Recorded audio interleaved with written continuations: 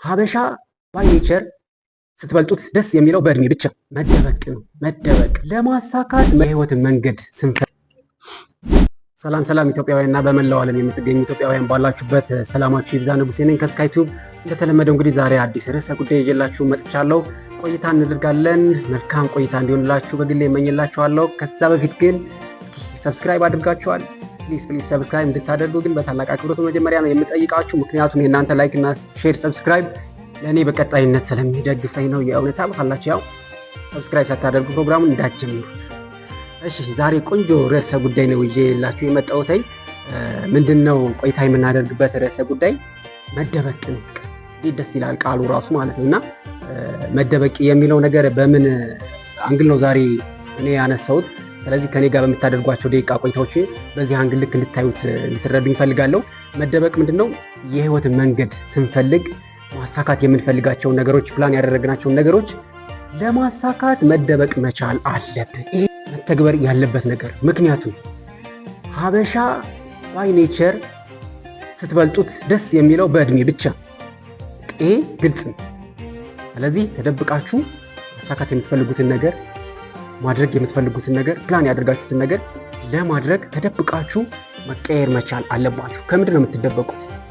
ጥያቄ አንድ።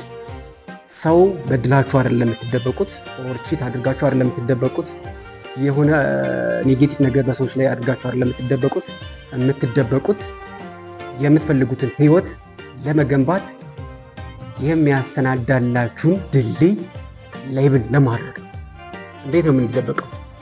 እንዳልኳችሁ ነው ቅድም የሰው ልጅ ስትበልጡት፣ በተለይ ደግሞ ሀበሻ ስትበልጡት የሚፈልገው የሚወደው ደስ የሚለው በእድሜ ብቻ ነው። በማንኛውም ነገር የትኛውም ቤስት ጓደኛ፣ የትኛውም ፋሚሊ፣ የትኛውም ይሄ ቤስት ፍሬንድ ቀጥል ማለት ጥልቀት ያለው ቤስት ፍሬንድ የምትሉት ሰው የእናንተን ለውጥ የእናንተን ደስታ አይፈልግም።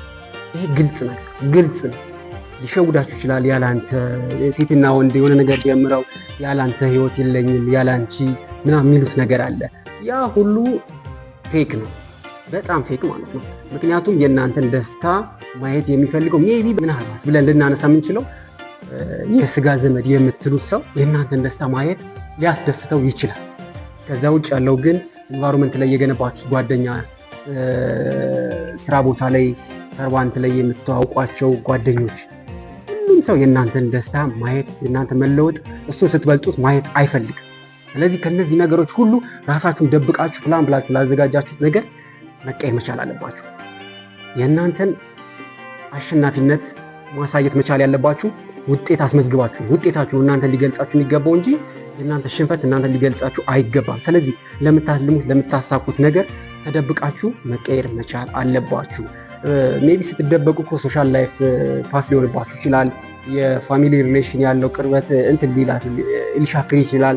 ያ ጊዜያዊ ነው፣ ያልፋል። ሁሉም ነገር ያልፋል። በነገራችን ላይ አልፉ የሚባሉ ነገሮች ሁሉ ያልፋሉ። እዚህ ምድር ላይ ያሉ ነገሮች ሁሉ የማያልፉ ይመስሉናል። ሰከንድ ደቂቃዎች ሊመስሉን ይችላል። ነገር ግን ሁሉም ነገር አላፊ ነው።